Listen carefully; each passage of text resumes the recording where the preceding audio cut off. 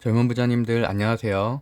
모든 재테크를 거미줄처럼 연결하고 있는 재테크 슈퍼거미 법학자 훈훈입니다. 오늘은 2021년 6월 10일 목요일 밤 11시 14분 시작합니다. 제가 매주 목요일은 훈훈농장 가는 날이라고 계속 말씀드리고 있죠. 그래서 제가 간단하게 좀 전에 서울 막 도착했기 때문에 간단하게 방송을 할 건데, 오늘 워낙 중요한 이슈들이 많았습니다. 한국에서는 동시옵션 마감일이었고, 미국에서도 오늘 소비자 물가지수를 발표했죠. 좀 전에 발표했고, 거기에 따른 미국 증시, 또 오늘 중국 상무부와 미국 상무부가 통화를 했죠. 그리고 또 바이든의 이런 행정명도 있었기 때문에, 또 윤석열 씨 그 관련된 공수처 그것 때문에 좀 테마주가 폭락한 것도 있어서 전체적으로 좀 설명을 드리려고 합니다. 제가 매주 목요일엔 이렇게 훈훈농장에 가서 뭐 농사도 짓고 나름 채소도 가꾸고 하는데, 일주일에 하루니까 매주 목요일에는 제가 그 훈훈농장에 가서 있었던 거를 한 30초라도 이렇게 영상으로 보여드릴 수 있으면 보여드리도록 하겠습니다. 왼쪽에 있는 거는 대나무밭이에요. 대나무밭이고, 여기서부터 제가 그 운영하고 있는 그 펜션까지는 한 7, 8분 정도 걸어서 들어가면 있습니다. 언젠가 기회가 되면 한번 이웃님들을 초대해서 같이 바베큐 파티라도 코로나가 좀 끝나고 했으면 좋겠네요. 네, 그럼 넘어갈게요. 일단 오늘은 주요 지표 체크해보고, 주요 뉴스가 좀 중요한 게 많죠. 그리고 실시간 MTS, 지금 미국 증시가 10시 반부터 시행 중이니까 그거 한번 보고서 전체적으로 리뷰를 해보도록 하겠습니다. 일단 확진자 수는 611명으로 600명대가 유지가 되고 있는데, 그래도 어제 발표한 11월 달부터는 한국 여행에서 단체 여행객들은 그 백신 맞은 분들은 가능하게끔 하겠다라는 발표 때문에 아무래도 백신 여건에 대한 기대감이 좀 커지고 있고, 또 오늘 미국 그 경구용 코로나 치료제에 대한 이슈도 있었죠. 아직 확정된 건 아니고 삼상 진행 중이긴 하지만, 그런 것에 대해서 미국 정부가 적극적으로 이 계약을 체결하는 뭐 그런 일들이 있었기 때문에, 사실 뭐 어느 정도는 좀 더 기대감이, 그 코로나 극복에 대한 기대감이 변종 바이러스만 나오지 않는다면 어느 정도 확산되고 있다고 또 볼 수 있을 것 같습니다. 그럼에도 불구하고 여전히 이제 600명대인 건 좀 아쉽긴 하죠. 네. 그리고 어쨌든 코스피는 오늘 동시 옵션 마감일이었음에도 불구하고 대량 매도는 이어지지 않았고, 기간에 일부 투매는 있었습니다. 투매는 있었고, 그러다 보니까 장 막판에 좀 빠지긴 했는데, 어쨌든 그런 것들도 패턴을 좀 기억하셔야 되고요. 물론 이렇게 동시 옵션 마감일 내마녀의 날이라고 해서 반드시 매도가 이루어지는 건 아니지만, 분명히 변동성은 충분히 있다는 거고요. 다른 때보다 좀 더 변동성이 있을 수 있다는 부분을 좀 생각하시면 좋을 것 같고요. 코스닥은 오히려 한 0.92% 정도 상승을 했는데, 그래도 코스닥도 마찬가지로 중간에 외국인 투매라든지 기관의 투매가 일정 부분 마감일에 맞춰서 있었고요. 다우존스와 나스닥은 다행히도 0.7로 상승 시작을 했는데, 좀 전에 소비자 물가 지수가 발표가 됐죠. 5.0으로 발표가 됐고, 시장 예상치인 4.7보다는 소폭 상승했기 때문에 다행히도 미국 증시에 영향이 거의 없는 것 같습니다. 그래서 어쨌든 좀 더 지켜봐야겠지만, 다음 주에 FOMC 회의에서 그 테이퍼링에 대한 이슈만 해결이 된다면 어느 정도는 썸머 랠리를 좀 기대할 수 있지 않을까라고 생각하고 있고요. 그리고 또 오늘 또 빅이슈 중에 하나가 이제 중국과 미국이 통화를 했죠. 상무부가 통화를 하면서 오늘은 그래서 심천종합지수 1.9% 크게 상승했고, 상해종합지수도 0.54% 상승했습니다. 일단 국채금리는 1.52%로 급등을 했는데, 그 이유는 당연히 물가지수 CPI가 5.0, 그러니까 조금 더 0.3 정도 예상치보다 높게 나왔기 때문에 이렇게 급등을 하게 됐죠. 그럼에도 불구하고 시장이 그래도 예상치보다는 그렇게 많이 오른 건 아니기 때문에 다행히 좀 안정을 찾아가는 모양이고요. 이런 것들은 당연히 우리나라 증시에도 긍정적인 영향이라고 할 수 있습니다. 원달러 환율도 뭐 소폭 상승하긴 했지만 1116원이면 괜찮은 수준이고요.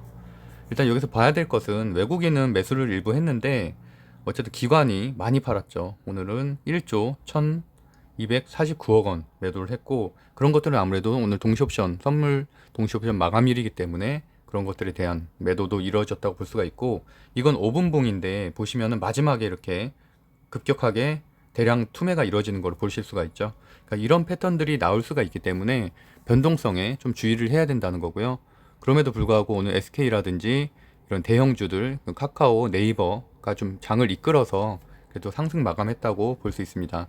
코스닥 같은 경우는 외국인 기관 양매수를 하긴 했는데 이 안에서도 물론 좀 투매가 좀 있어서 그렇게 5분봉을 보면은 막판에 좀 이렇게 빼는 걸 좀 보실 수가 있죠. 그래서 아무래도 만기를 맞춰서 좀 그런 것들은 정리하는 부분이 있기 때문에 그냥 이 정도로 이해하시면 되고, 오늘은 그래도 괜찮았다, 이 정도면 선방했다 정도로 보시면 될 것 같습니다.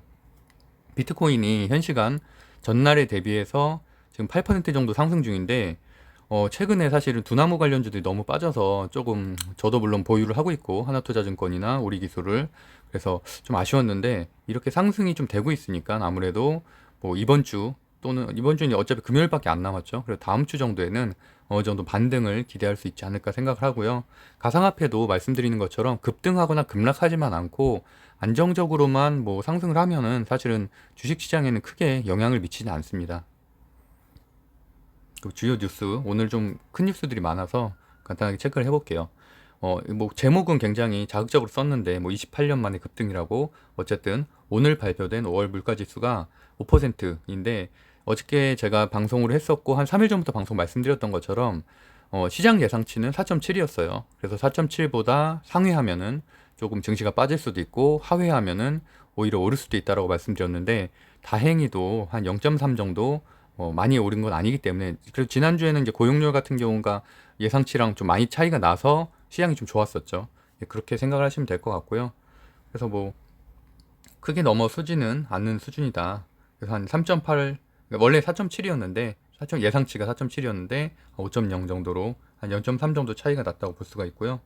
그러다 보니까 이제 다음 주가 사실은 가장 크죠. 15일, 16일에 열리는 FOMC 회의, 연방공개시장위원회 회의 때 테이퍼링에 대한 언급, 또 그런 언급들을 뭐 내년에 할 것처럼 뉘앙스를 풍길지, 또는 조기 시행한다고 할지, 이제 그것에 따라는 시장의 반응은 좀 있겠지만, 어쨌든 고용률이라든지 지금 소비자 물가지수 CPI가 두 개는 그래도 두 개의 산은 넘어갔기 때문에 그래도 시장이 어느 정도는 안정세를 유지하고 오히려 여름 서머랠리라고도 보통 표현을 하죠. 7, 8월의 상승장으로 전환할 수도 있다고 기대감을 일부 갖게 하고 있습니다.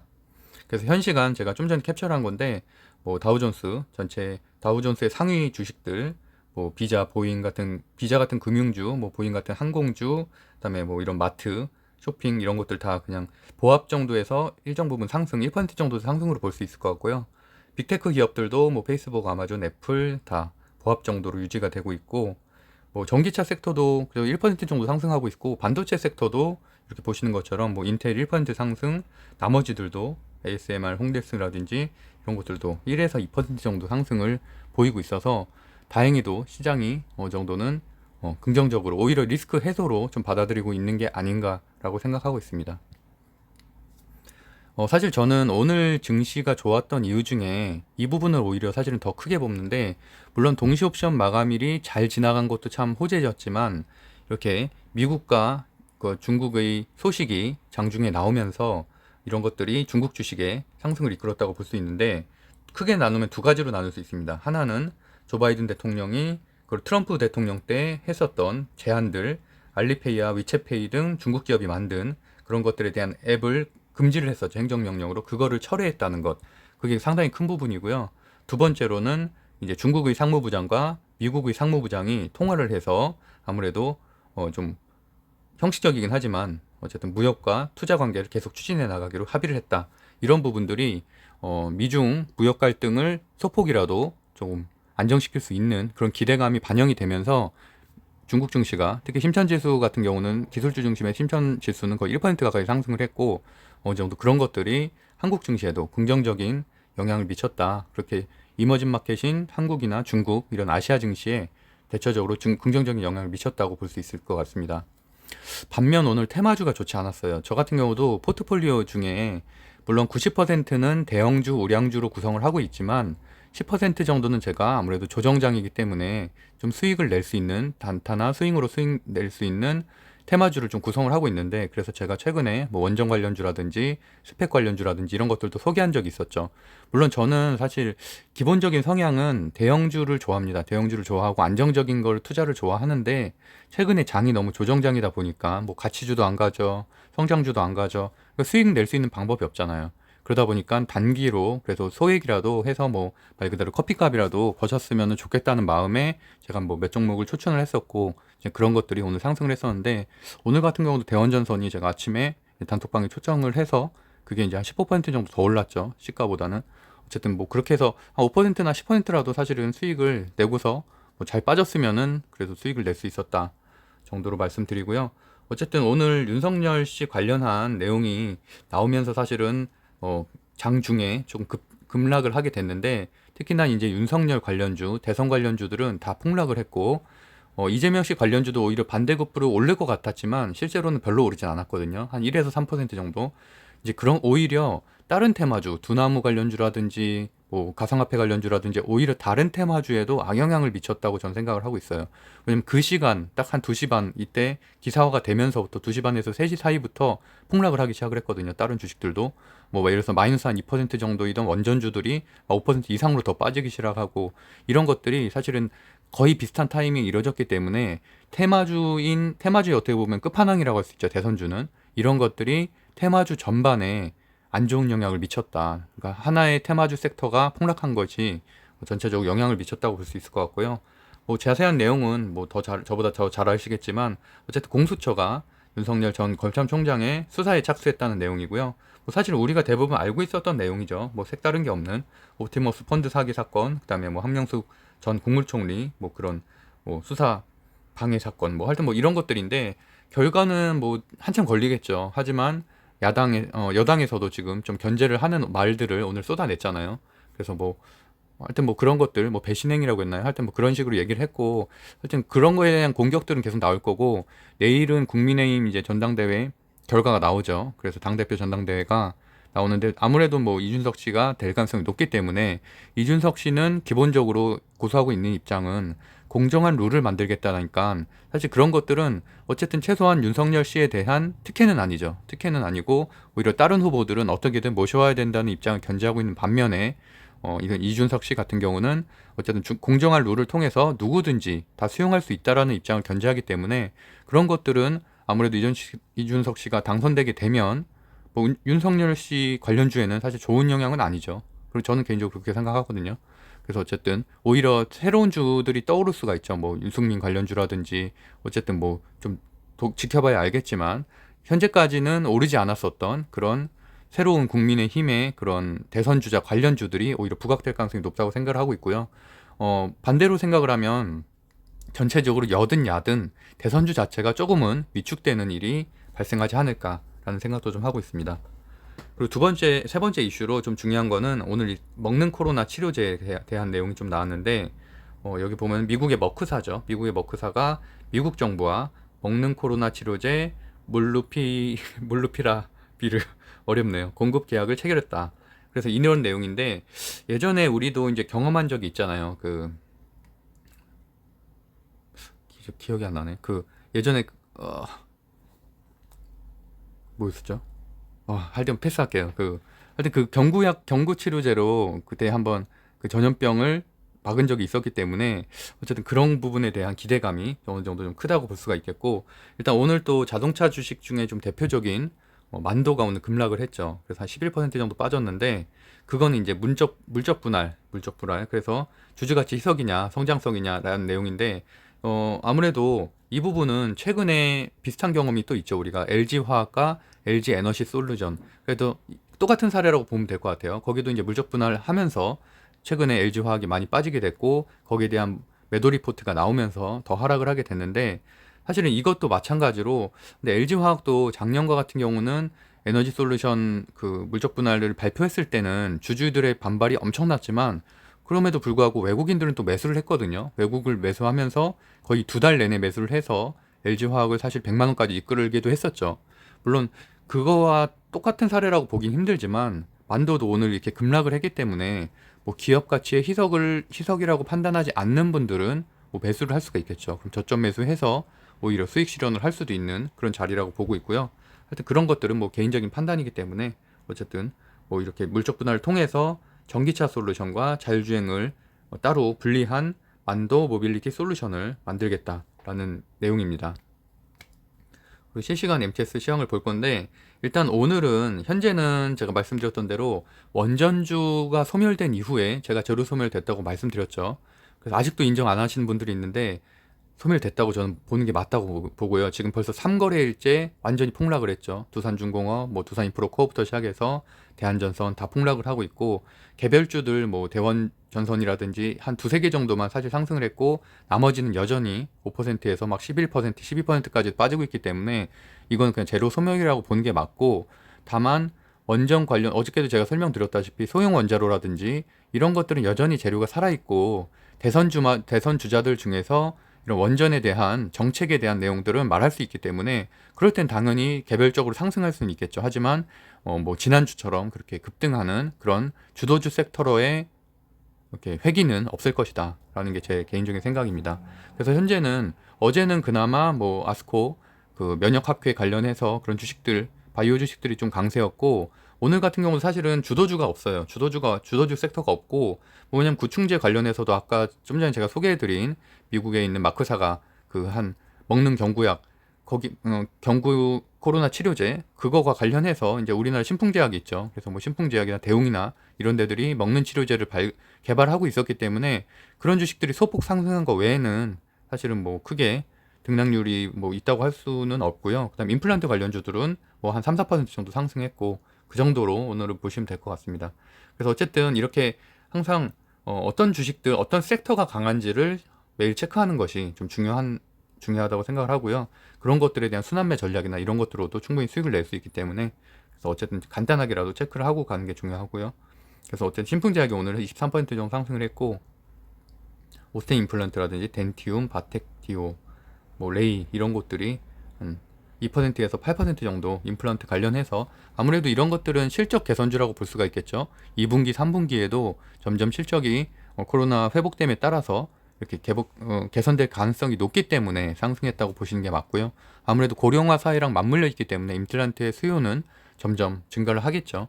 그래서 그런 흐름까지도 좀 읽으셨으면 좋겠고, 제가 이제 오늘부터 그래도 한번 그 방송, 평일 방송에서는 그래도 한두 개 정도는 테마주를 이렇게 좀 언급은 드리려고 하는데, 여기 써 있는 것처럼 리스크가 당연히 큰 종목들이고요. 뭐 실시간 대응 가능한 분들만 소액으로 접근하시면은 그래도 커피값 정도는 벌 수 있지 않을까라는 생각이고, 어쨌든 그래서 차트상으로 봤을 때는 그래도 그 다음 날이나 뭐 그 다다음 날 이틀 안에 좀 어느 정도 급등 갈 가능성이 있는 주식들에 대해서만 제가 간단하게 언급을 하려고 하고요.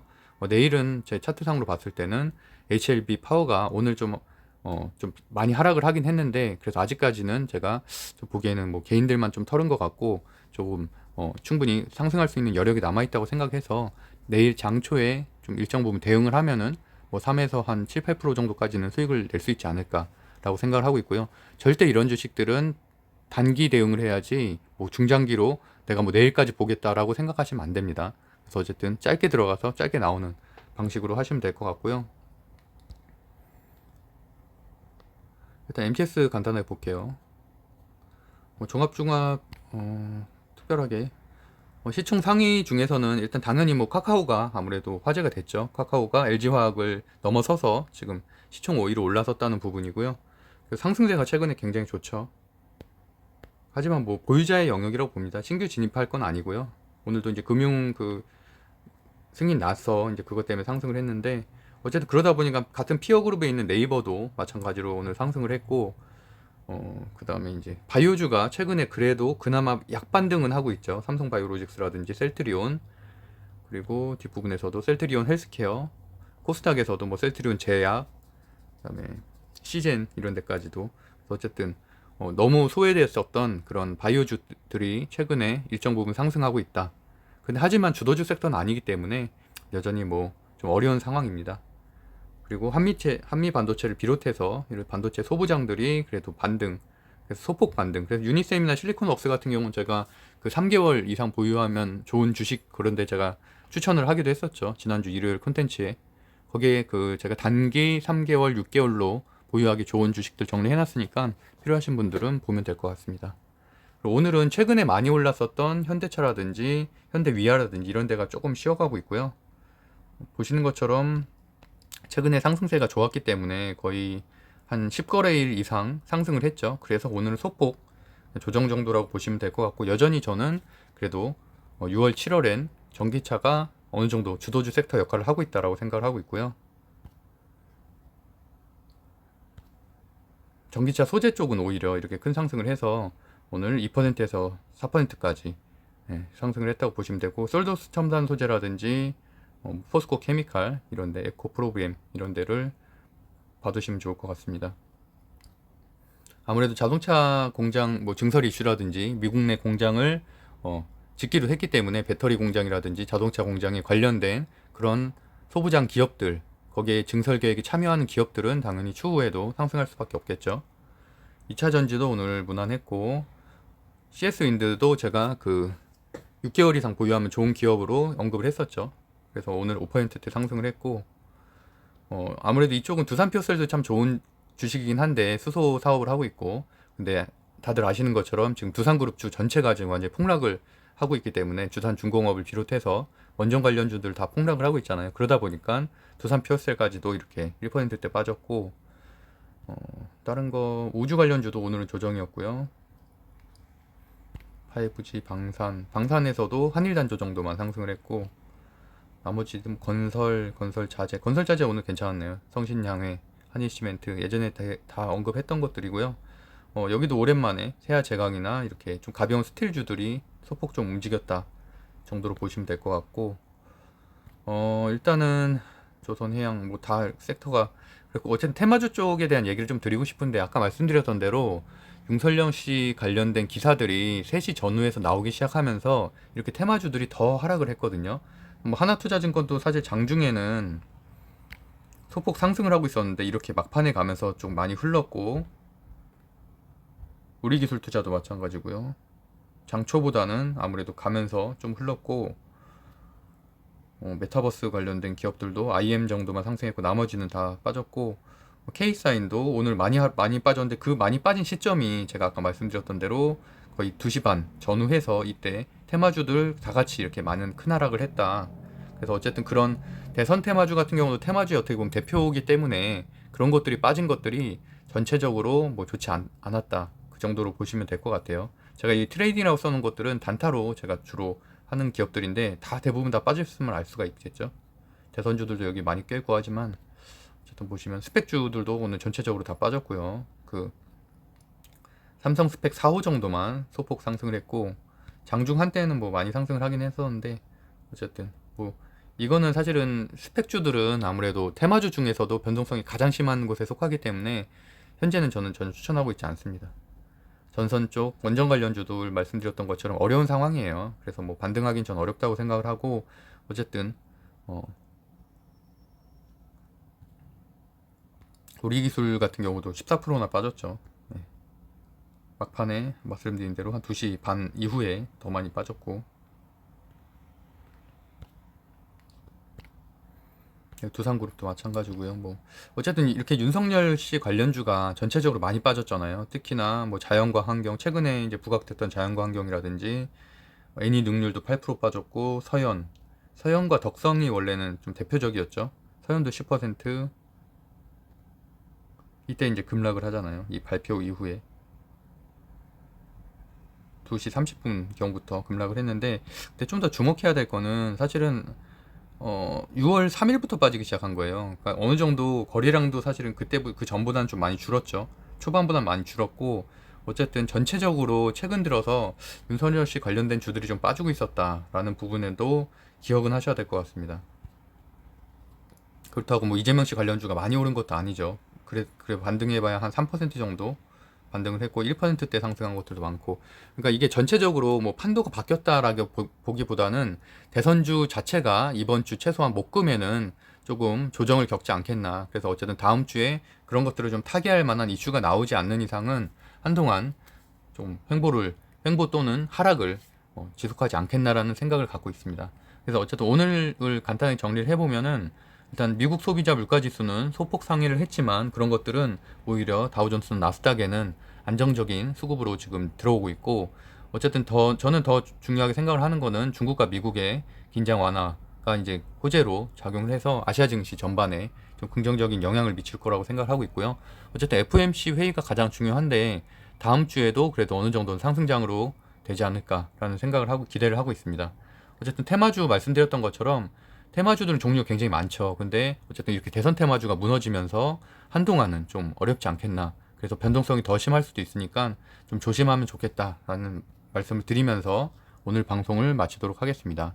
그러면 2021년 6월 10일 방송 마치겠습니다. 오늘도 행복한 하루 되세요. 감사합니다.